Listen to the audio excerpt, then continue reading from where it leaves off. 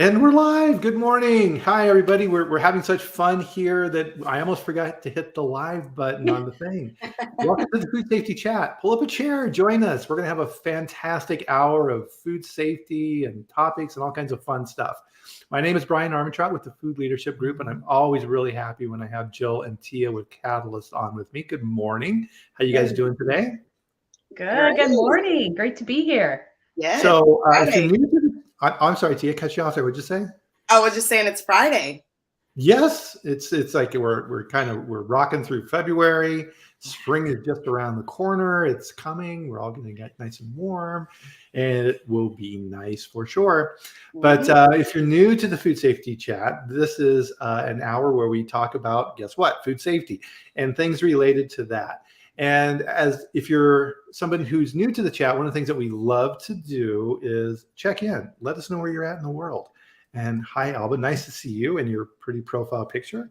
I am in Loveland, Colorado. And Jill, you are in Minnesota. Minnesota. Don't you hate it when people do that? I was just telling Brian, I get I'm in Minnesota. I get we have, 2 or 3 months of winter left or snow. But we were fortunate this week. We had a couple of days of nice weather. So we had that, we were teased with spring coming. Mm-hmm. And today the feels is minus 13, I think. So I was like, dang, I'm ready for it to be a little warmer, but it's good. This makes me appreciate those nice warm days. So that's true. Absolutely. Tia, where in the world are you at today? You're always somewhere different. In Baltimore. I love the harbor area down there. It's always so cool. We used to live up in Lancaster, and we would go down there every now and then. Oh yeah, it's a nice area. It is. I like it. And so Tim is here. Thanks for joining us. Kara is here. Oh, Kara is awesome. I love having Kara here. And Steve, welcome, Steve. New face. I don't recognize Steve in Peoria. Nice to see you. Thanks for joining. Yes. One of the things that we love to do here on the chat, and this is something that is super important, and that's looking at your job and how you do things in two main buckets. And the first, of course, is how you perform your tasks and your duties and your knowledge and all these type of things, which is super awesome. But what a lot of people forget is the people side of things is just as important. And Jill and Tia do a wonderful job in their business of coaching and training and helping people be the best that they can be in their role. So I love what you guys do. I see the comments on LinkedIn from people who have taken your courses and worked with you, and you guys are awesome. Oh, thank you. We love doing it. We do, right? Because we've been there, and we get that the load is really heavy when you're in food safety and quality. But yet, if we don't take care of our people and their well-being, and not just, gosh, let's do another day, that's not gonna get us through the long haul. So we love being able to help fill that in. How do we take better care of people? Because that's what builds the culture that gets the food safety results we want. Absolutely. And so one of the things that we do on the chat, everybody, please join us for a ceremonial sip of your favorite beverage. Cheers. Cheers. Normally I have coffee, but this morning I'm drinking an energy drink. I'm trying something a little different today, mixing it up. Right. You have to let us know. It's yerba. I got this I love Costco. We were talking about Costco too before we got on here. Costco always had the treasure hunts and the cool little things that you find in Costco. The food safety group there, Craig and the team, they do an amazing job at Costco. One of the things I love about that from the food safety side is their recall program. Everything that you buy there, they track on your card. And if there's a recall for those items, you get a notification from them right away, which is I love that. Yeah, it's using their membership, right? Technology. That's awesome. Yep, using it for good instead of evil. So it is February, as we were talking about, everyone, and part of February and Q1, if you're working for a company, and we've all been in this boat, is reviews and objectives. Yay! Everybody's favorite topic. It's just when you're on both sides of this, right? There's all kinds of things that need to be taken into consideration. And what we wanted to do today is share some of our experiences, good and bad, from being on kind of both sides of this equation. So as a boss, and also, right, as someone who's being reviewed. And definitely, everybody, as we're going through this, please, let us know in the comments things that you've experienced and tips or tricks that you've seen in your career so far, so we can help each other out as well. Yeah. So, so one of the things, Jill and Tia, I wanted to start with here this morning is at the top. And every company, most every company has a vision and mission statement, right? Mm-hmm. And for me, you read these and it's always word salad. It's we will be the world changing, dynamic shifting, force to be reckoned with, and it ends up they're making toothpicks or something, right? You're just like, it doesn't But it's matter. aspirational. Yeah. Even as a toothpick maker. But it needs to take you, it needs to, yes, this is, those big statements like that look nice on the website, but what do they really do? I mean, yeah, I think as leaders, it's our job to kind of take that aspirational vision and take your mission and turn it into action steps. yeah, Year over year, right? Mm-hmm. And sometimes that's hard to do, and some organizations struggle. Some leaders struggle with that. But that's a part of our role as leaders: is how do we take that vision, which should be there, right? Like we should have that aspirational pie in the sky, blue sky, beautiful day vision that we are marching towards. But as we think about with performance appraisals and time to put objectives down, it's important to be able to translate that on how are we getting there this year? How are we pushing a little bit farther towards that vision? Yep, 100%. I totally agree. What's funny about it, and online, there's actually examples. If you look this up, there's actually mission and vision statement generators that make funny ones because these weird statements. Of if you do a Google search on that and have some fun with that, you can come up with some goofy ones. That's hilarious. For me, what sticks in my mind is the best example of a vision and mission statement. And right, first of all, what are the definitions? Like they're kind of nebulous in between the two. Yeah. But I worked for a company, and it was a dairy company. We had this big meeting, and they unveiled their mission statement. And the mission statement was, we're going to be the largest dairy company in our field, and we're going to triple sales in 3 years. And everybody in the crowd went, whoa, exactly like Tia did. And this at the time was in a small company. And everybody's like, holy moly, and the owner of the company got up and said, we're doing this in 5 years. We will do this in 5 years. And they pushed it, and they made sure that stayed in front of everybody. I remember there was an opportunity that came up at one point to buy, of all things, a hot dog company. And the people who brought it forward were like, oh yeah, we can put cheese in the hot dogs. And the owner of the company is like, what are you doing? Read this again, because evidently you don't understand it. This has nothing to do with this. You bring me a bonehead idea like this again, you don't understand, and you shouldn't be here. And kept it right on track. And it was, what I loved about that is that was a statement then that could be translated in, as you said, Tia, all the areas of the organization. And the operations group understood what they need to do, and the sales group understood what they needed to do, right? It's like, all right, we need to go out and meet this. And they absolutely killed it. They did it in 3 years instead of 5. That's awesome. And it was an example of a good one from my viewpoint, because instead of being this mushy, undefinable thing, it was very tactical and very well understood. And I think that came about because it was a privately held company, and the owner of the company was like, this is what we're doing. Versus, as we see a lot of times, if things are done by committee, they tend to get diluted out. Yeah, they're wishy-washy, aren't they?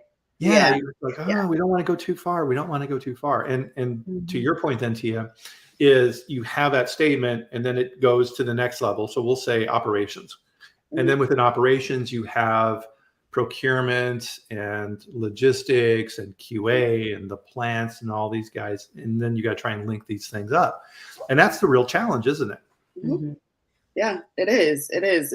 It's a challenge for us to be able to link all of these different functions to a mission or to a vision. Yeah. And I think it even comes from when it's handed down from on high. Mm-hmm. So while I love the idea of the North Star, which I think helps us then with the later steps.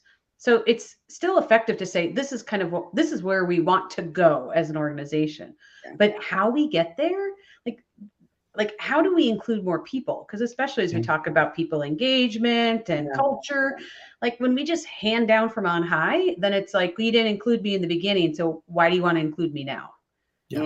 Instead, if we shift that and we're like, okay, let's talk about how do we get to that if it's tripling our sales in 5 years, like what are the parts that we all see so we can collectively come to alignment so that this actually happens. And I think it's about self-awareness too, that we don't have all the answers, right? Like just because you are responsible for or have this vision, right? Because either I own the company or I lead the company and you're creating this vision for the organization, it doesn't mean you have all the answers on how you get there. And so leaning on the people that you have, right, that have the expertise, right, in operations, that have the expertise in sales, that have the expertise in marketing, it's important for you to lean on those people because, you know, we don't know it all, right? And having that self-awareness is key. Yep, we're all specialists, right? We deep dive into our area of expertise.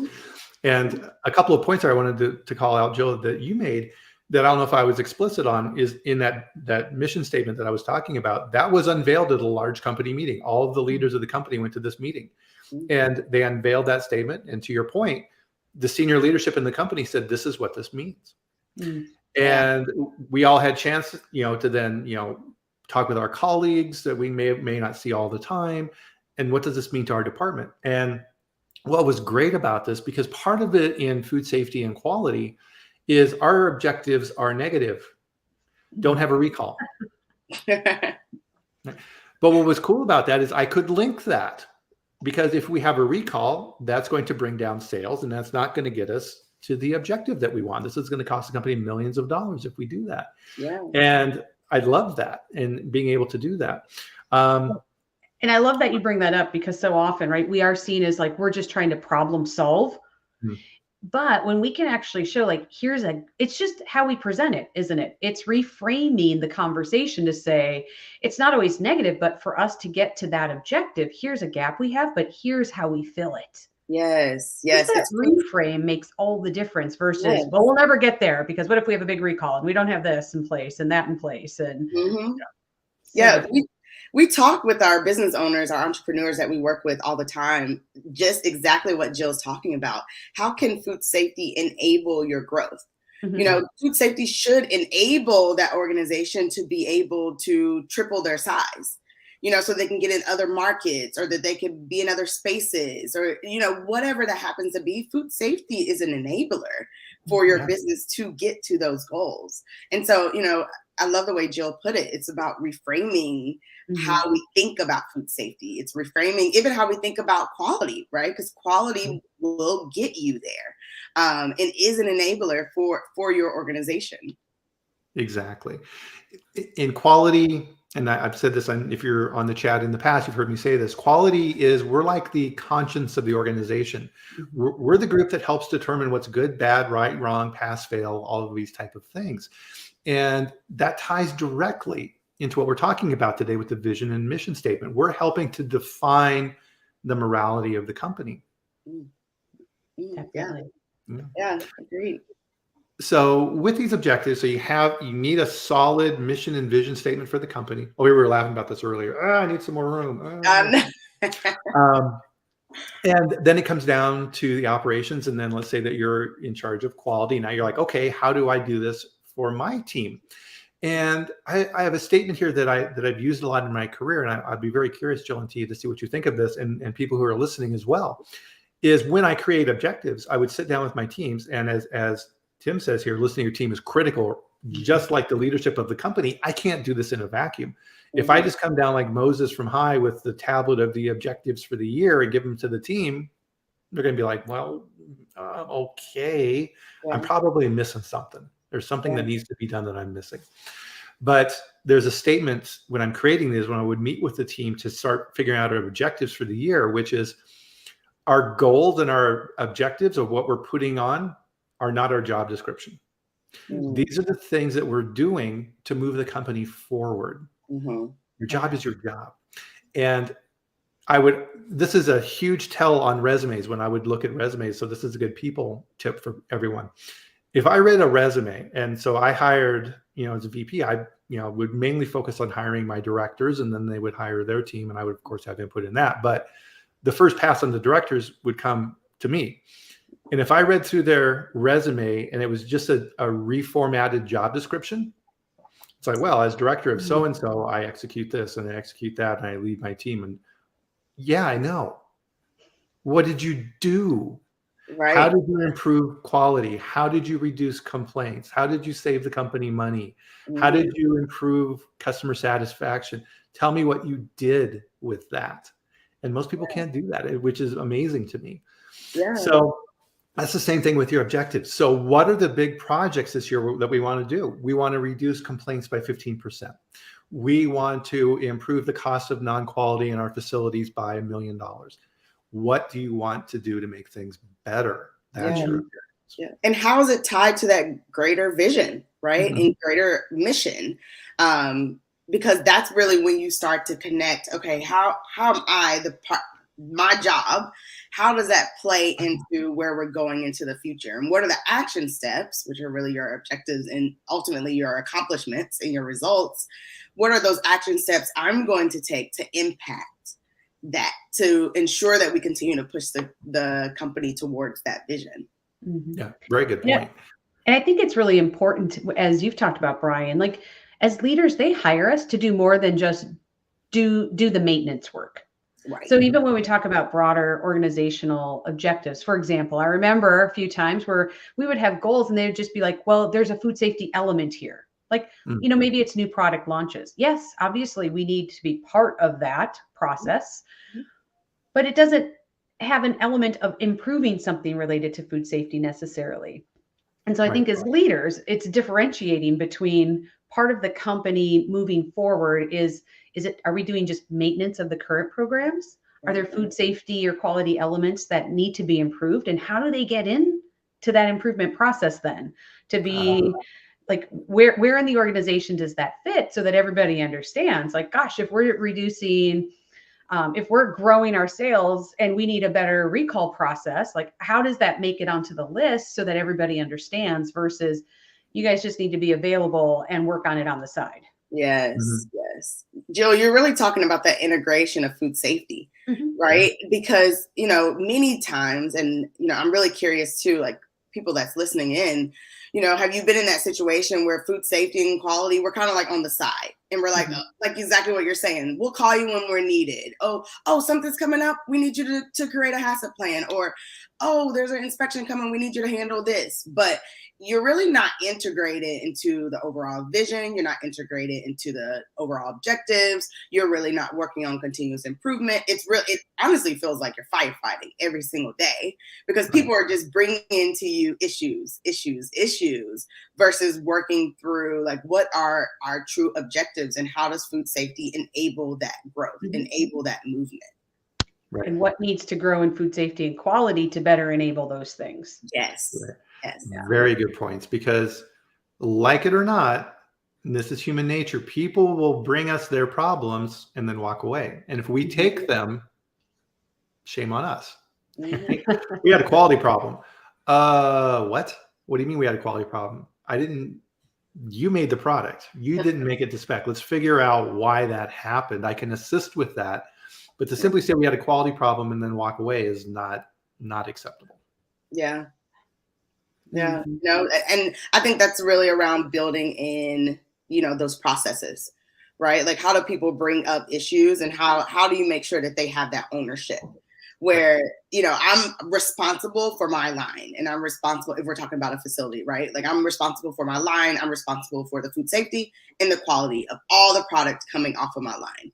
So if something comes up and it's like, oh, I see this issue or something is cracking or the color is not right, I need to go and get resources to help me figure out how to fix it because I'm ultimately responsible for my line. So, I mean, that's a mind shift, right? That's a mind shift and really also plays to the integration of food safety and quality because when you integrate it into operations or into maintenance and, fill in the blank, then they feel that ownership of that piece of food safety, that piece of quality.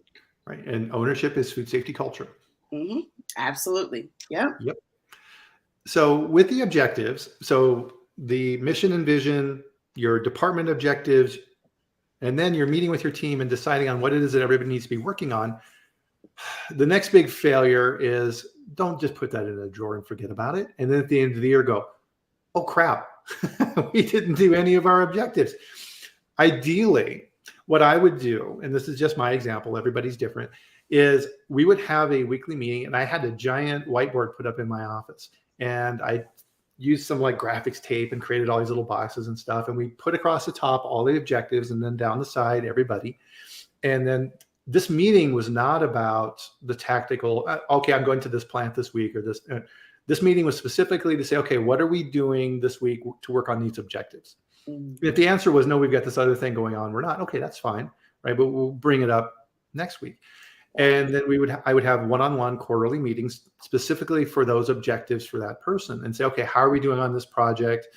And in these, I always built into this, there was always a line item for training. It's like, okay, what new thing do you want to learn? Mm-hmm. So Jill, what do you want to put in your objectives? Well, I'd really love to become a Six Sigma black belt. Awesome. Good. And I would set aside money and let the person decide what training that they wanted to do. Because it could be somebody in my department was like, I'm really thinking about going down the operations side and becoming a plant manager. Okay. Well, what does that look like for you? Yeah. And then we would start developing that out. And it was a great way to build that in. So then I would meet every quarter and we would go over those. And my rule was, by the time the annual review came around, generally my annual reviews were about 15 minutes because there was nothing on there that they didn't know already. It's like, okay, well, let's go through this. You're doing this, and you okay, great. And here you go. And they go, okay, there's a little spot here in the bottom where you can put in additional comments. You want to say anything? And I was like, nah, I'm okay. All right, good. Here you go. Done. Yeah. Opposite it's not always like that, is it? No, because if your team member comes into the review and everything you're saying is a complete surprise, guess what? You failed as a boss. Yeah. Yes. Actually, it's funny because just the other day we had a client who was talking about some things going on at work. And one of them was, in my review, this is what my boss told me. And I'm like, is that the first time you heard that? Yes. And I was like, wow, you've just told me a lot about the collaboration, the culture, and actually about the maturity of your leader just by that one thing. Yes, absolutely. And I love too, Bryan, what you're saying on keeping the objective front of mind, because that will also help you have those conversations with your leader on like, these are the things that I'm focusing on because we said these are the top priorities, and that will help you say no. Yeah. Right. You have to say no to some things that just aren't fitting in the top objectives this year.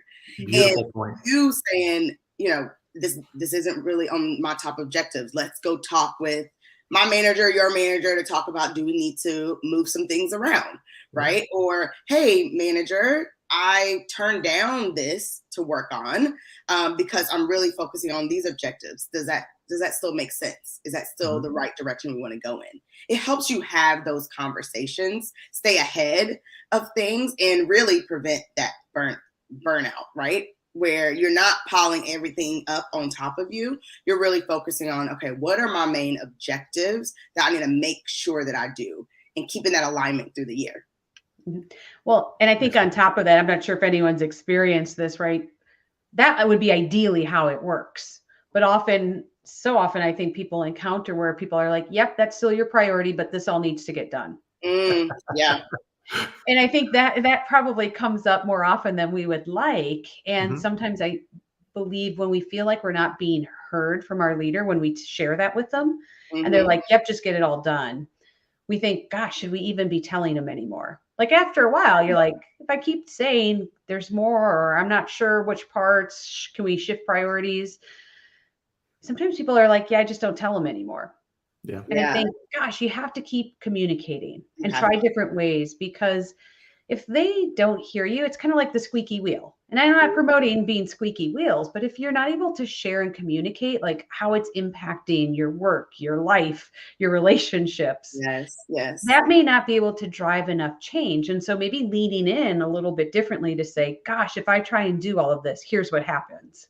Yeah. Mhm. There's only so many hours in the week. And I don't care if you work 8 hours a day or 20 hours a day, there's still only so many hours and only That's so many things that get done. And you have to choose. You can't do everything. No. no. The phrase I used to use with my boss, and I would drill this into my team members as well so they could kick it back on me, is okay, I can do 5 things well, or I can do 10 things crappy. Which would you like me to do? And to Yeah. your point, Jill, if they come back and say, I want all 10 done well. Okay, well, let's talk about how we get there because I need additional resources to do that then because Yeah. it ain't going to happen. Absolutely. Yeah. And I think being open and clear and continuing to communicate is key. I've been in a situation where it was communicated that our team really needed to be a team of 5. And at that time we were a team of 2 when it was communicated. And then all of a sudden I found myself being the only person, right? So now I'm a team of 1 myself, and we've already aligned that we probably need 5 people on the team. For me, it was really, and I went through the same thing of like, oh man, you're trying to do as much as you can. You're trying to, eliminate risk and help people over here that needs help. And, you really get to a point where it's like, I cannot do it all. And then you have to have those real conversations with your manager, with senior leadership, saying that, we know that this takes a team of 5. It's impossible for one person to do it. So this is where I see the largest risk exists. And this is where I'm going to focus my time. Yeah. Everything else, unless we want to add more resources and more resources get approved, I cannot focus on these things. And then I had to stick to it, right? Like I couldn't continue to stretch myself like that because mentally, I literally hit a roadblock, right? Like when we talk about being burnt out and overworked, like that was me. So much so that I needed to take a summer off after that. So, like I knew I hit a wall, and it was really rewarding for me, and something that I know, right? Like fingers crossed, I won't find myself in that situation in the future because I learned where you really have to communicate. This cannot be done with one. It's literally impossible to get all this done with one person. So we have to continue talking, continue aligning. And one thing that I told them is that, this is where I see the risks are. This is what I'm going after. If for whatever reason we find that something else is bubbling up as more of a risk, let's continue to talk about it. We can always shift. We can always be flexible, knowing that we have one person kind of working on something that we know a team of 5 should probably be handling. Right. And if you're working in quality, this is where things get missed and corners get cut and the risk of a recall goes up. And it's not something that people are doing. It's just because we want to, if it's something that needs to be done, we're going to do our damnedest to try and get it done. But to your point, Tia, there's a burnout point, and you can't, there's a strong element in what we do in food safety and quality of thinking, right? And just sitting back and looking at something and going, if we run this product and then that product, are we really cleaning the allergens out? Yeah. Right? If you're not It's sitting, stressful. and you're not thinking about those things, right?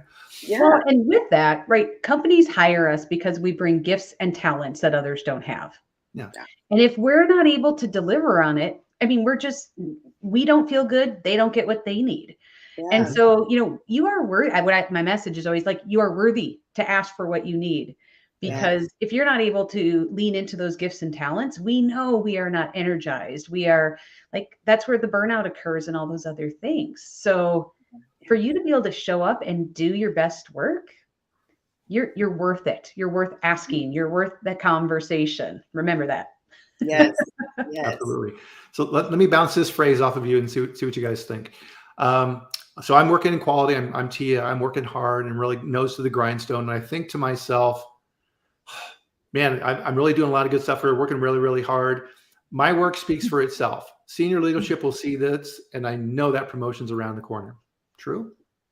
Good luck. You hope that people see it, but in reality, you have to be your advocate. Right. And everyone is busy, nose to the ground working, right? So it's not even malicious, right? It's not even that your manager or that others don't want to notice these things and are deliberately saying, oh, yep, Tia's working, but I'm not going to bring it up so she won't get a promotion, right? No one's saying that. Everyone is just busy, right? So it's important for you to advocate for yourself. It's important for you to speak about the things that you're doing, and that also helps with that alignment piece, right? That people are aligned with the things that you're doing, that people are celebrating the things that you're doing, that you're celebrating the things that you're doing, and the ways you are moving the organization forward. But you have to have that ownership. You have to own speaking about your work and speaking about who you are and how you want to and how you are impacting the organization. Right. Because we've all been in the situation where we're working hard like this and we're expecting the promotion and good things are going to happen. And then there's that knucklehead that we work with in the, who just walks around the office all day. Hey, everybody, how you doing? Right. And then they get promoted and you're just like, what? How? Right.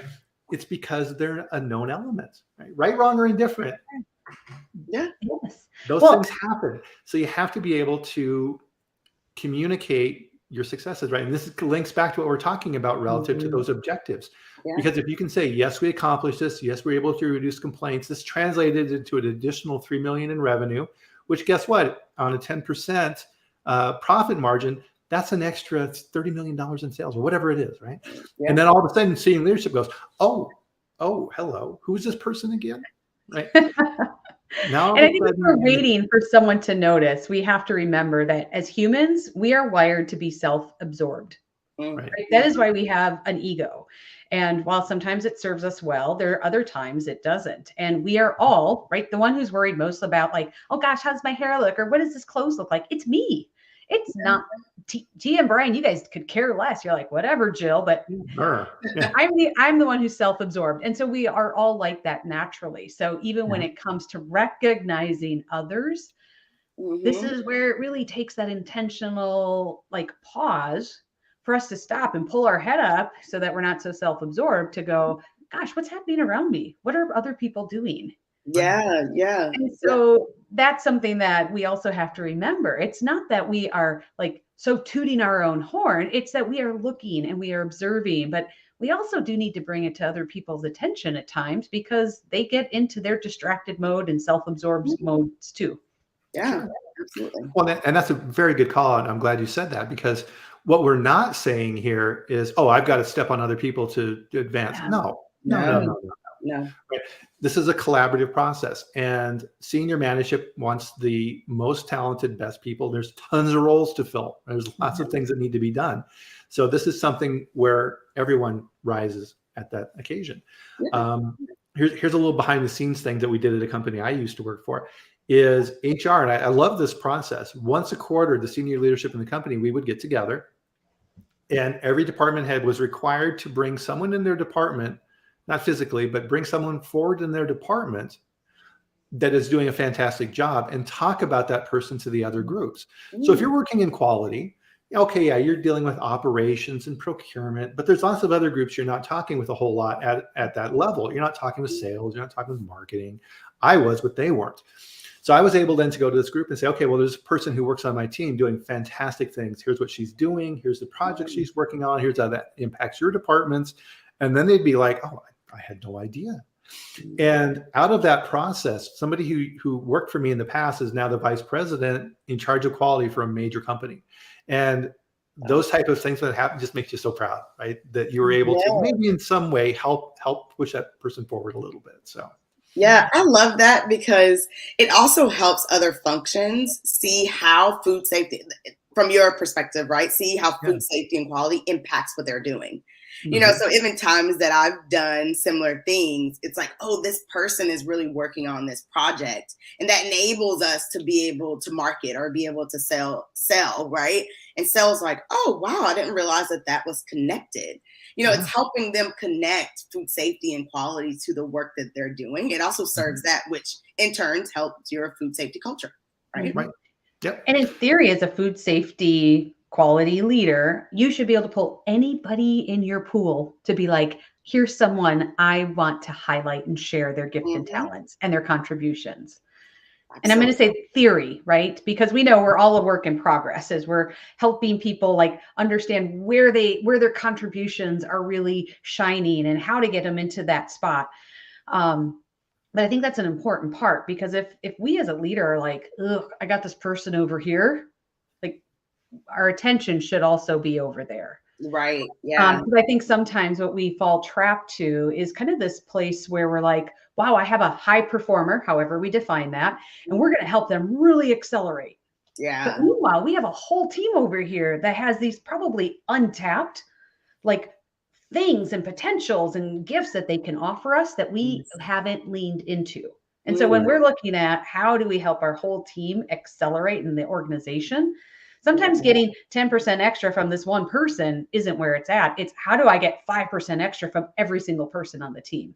Yeah. Right.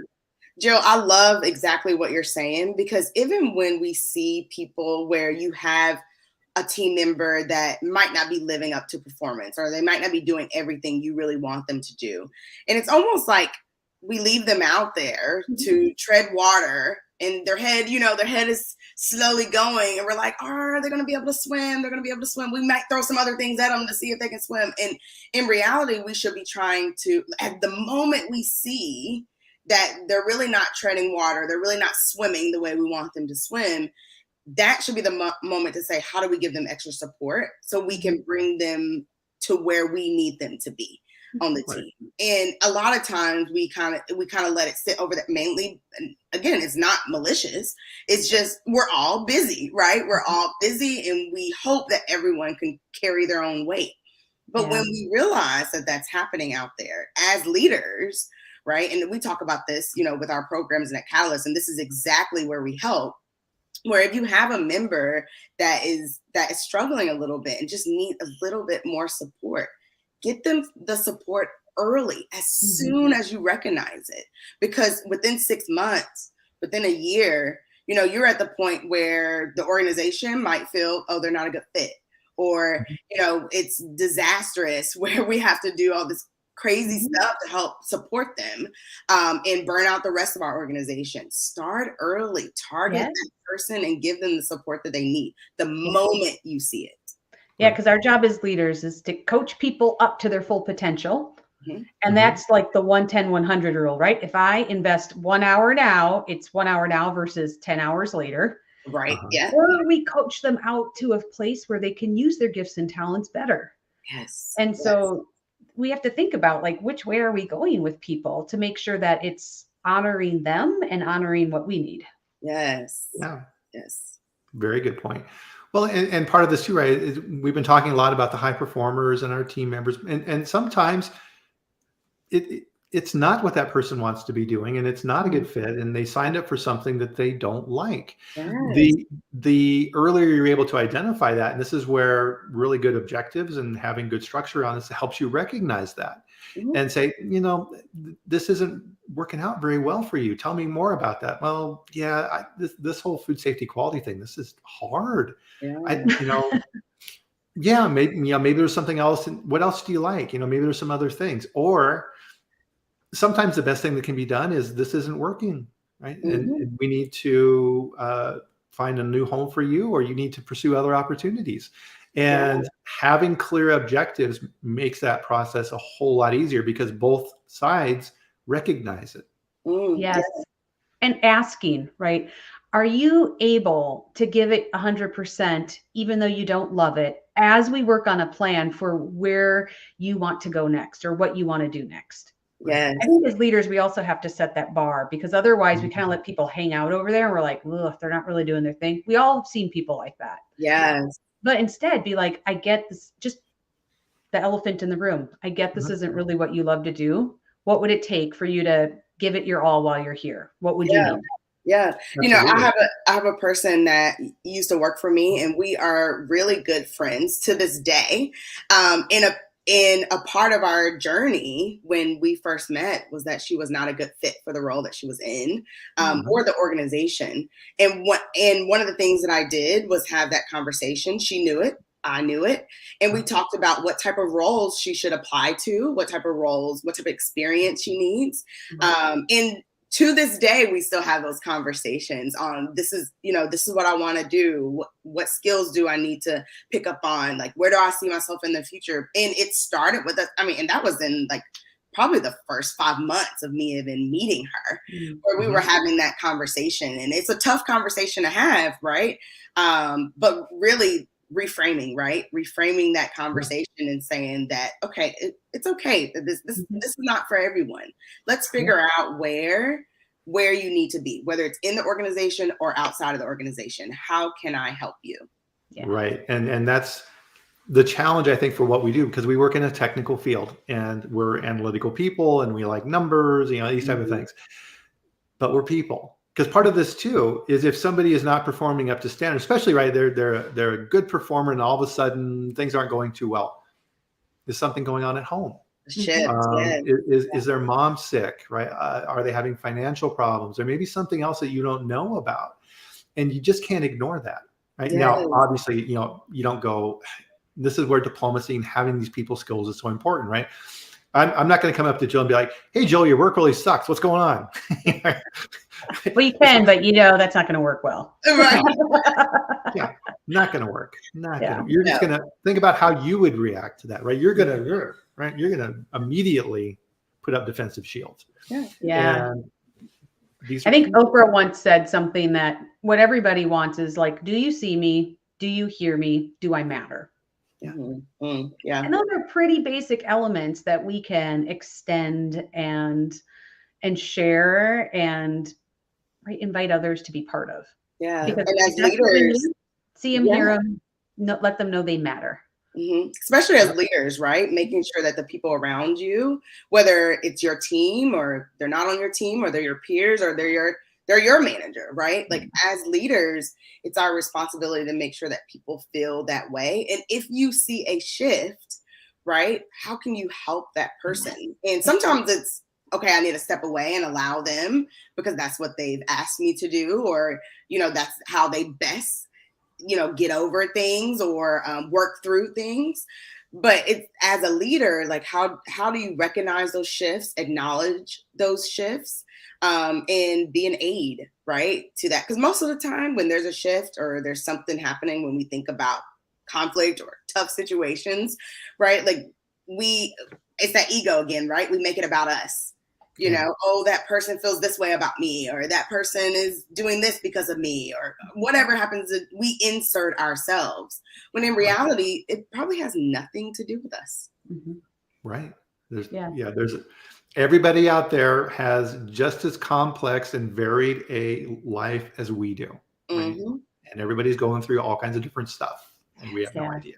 Yes. And I see Ryan's comment about a healthy food safety culture, keeping people involved, that it's easier said than done.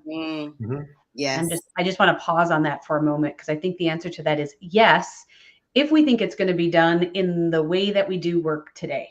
Because I think that's often where we think about like, well, I want this is the classic, right? I want a different outcome, but I'm not really shifting what I do. Yes. I mean, I've done this for years. Like, I think I should eat healthier, but like, I don't. I want a different outcome, but I haven't truly shifted into what I consider the healthy eating patterns I want. Right. And I do the same things at work where I'm like, hey, my intent is I'm going to connect better with people. But am I connecting in a right way, a way that actually invites them in? Am I being open? Am I making time, or am I just hoping it will happen? Yeah. Am I picking up on new tools, right? Like our old tools of doing work, like even within food safety and quality, just looking at ourselves, right? The tools that we have used in the past, they're not working when it comes to creating what we want to see in food safety culture. How do I use new tools? How do I learn about and then you master and use new tools to shift that culture? Because we doing the same thing over and over, right? We call that insanity. Like it's not going to change unless we, exactly what you're saying, Jill, we learn new tools, we step into different habits. Like if we're trying to eat healthy, but you keep grocery shopping the same way, probably not going to happen, right? You have to change those things, and change is hard. It is. And so, Ryan, totally agree, right? Like it is hard, which is why just the other day, we were talking about Kevin Oakes, who does culture renovation, said only 15% of companies that embark on culture change are actually successful. Only 15%. Yeah. Because change is hard. So we get it. But that's where, that's the whole, like, how bad do you want it? How far are you willing to go? How much are you willing to do it together? Do you have the right support? And acknowledge that change is hard. You know, I remember I came into a team and they needed to change. We needed to do a major shift. And I remember getting there, and the supervisor, there was one supervisor in particular, was like, "I'm so happy you're here. Like, we have so much to change." And I remember saying to her, I'm excited to be here, and I can't wait to see the impact of me being here and me working with each of you and just learning from you. And I said, but change is hard. And I need us to remember this joyful feeling that we have around change, because there's going to be a time that we're going to actually need to change. And we're going to want to say, oh, but we've done this for 5 years and nothing has ever happened. Or, you know, I don't really want to change, or it's uncomfortable. You know, we're going to get to that point. We just have to remember this change is good. And I remember talking to her once we started going through the change, and she's like, "You're right. You know, this is hard, but I know that we need it because we had that conversation earlier." Yeah. And really, and what we're talking about here is utilizing these outside resources, your boss, your objectives, and things like this. This is a way to help see where you're at, because it's very hard for us to evaluate ourselves. To your point, if someone calls me up on the phone and Gio saying, said, "Okay, well, we're doing a survey on healthy habits," what am I going to tell them? "Oh yeah, I eat right all the time and I exercise every single day." And no, I don't. I'm lying, right?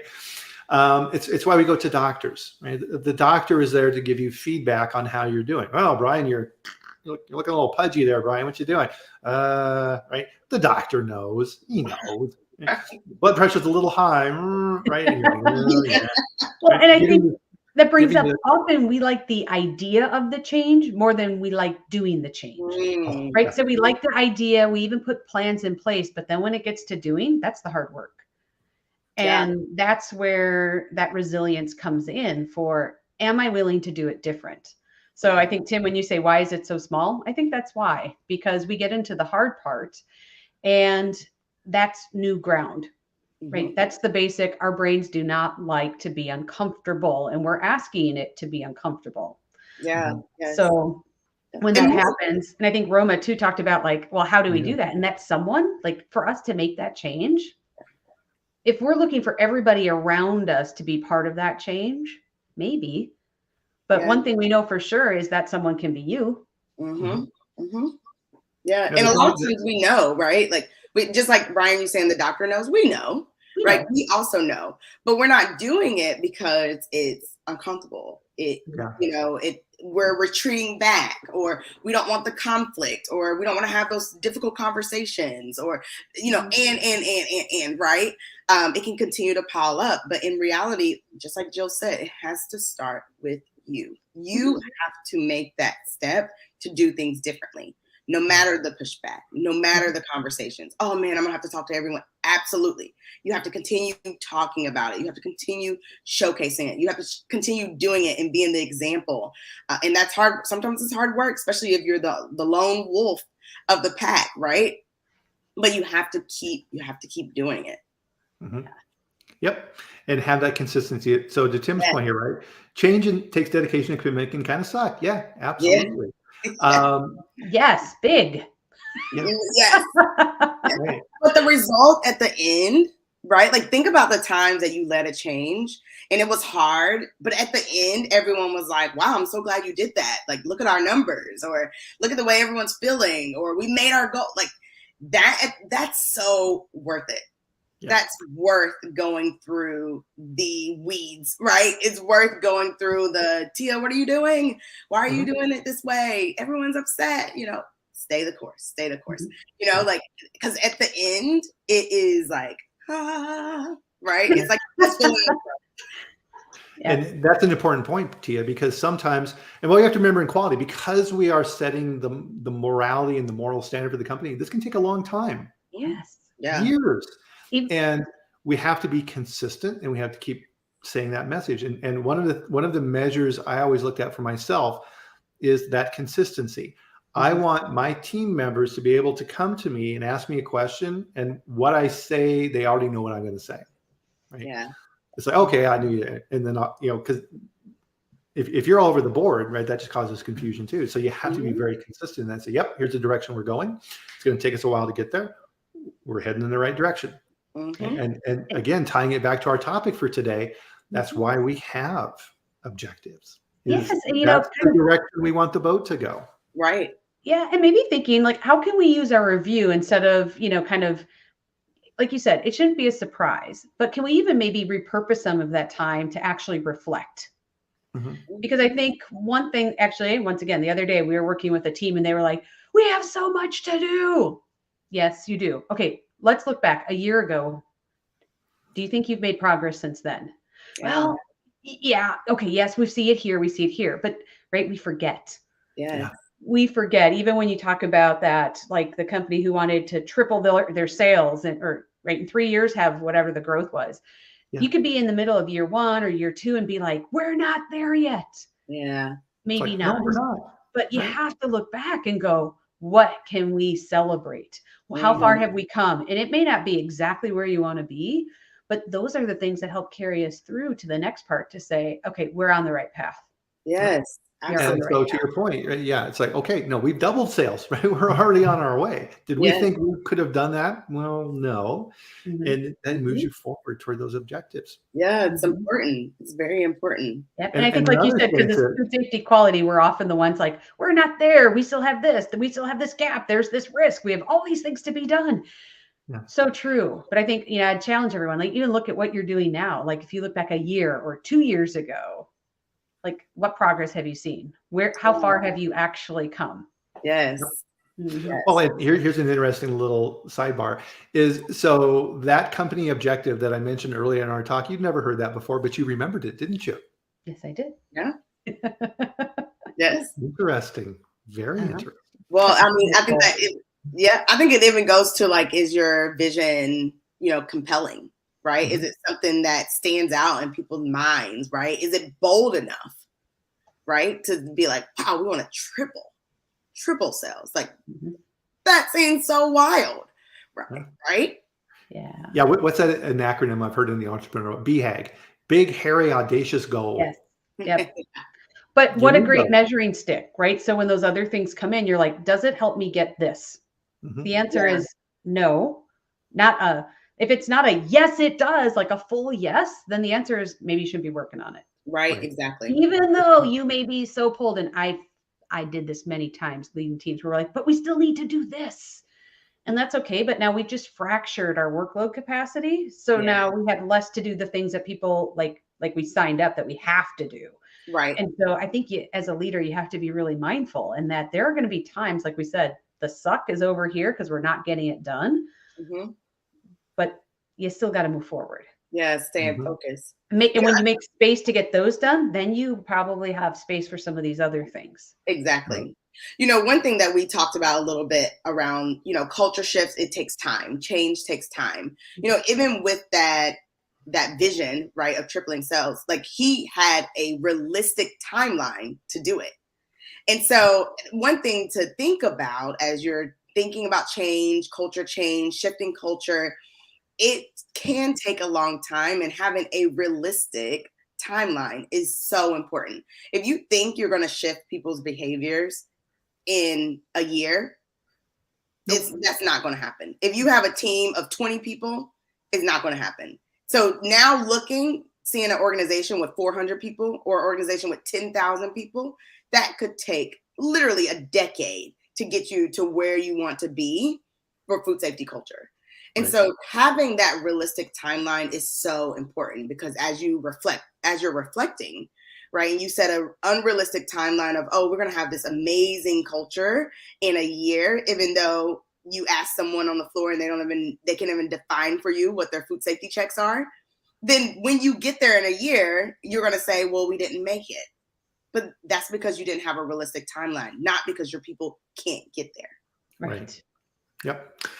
So unfortunately, we're kind of getting toward the end of time here. And there's one other thing I wanted to bring up relative to this and get your opinions on this is don't ever forget that in an organization, there's a mechanism for doing this. And you may like the mechanism or you may hate the mechanism, but you have to operate in that. So for example, the notorious 5-point scale for grading people. Yeah. So a three is you're doing everything exactly right. You're meeting all your objectives. A 3 is a good thing. Okay. What's a 4? Well, a 4 is, boy, you're really going above and beyond, and you're knocking it out of the park, and your contribution is absolutely fantastic in the organization. Okay. What's a 5? Nobody gets a 5.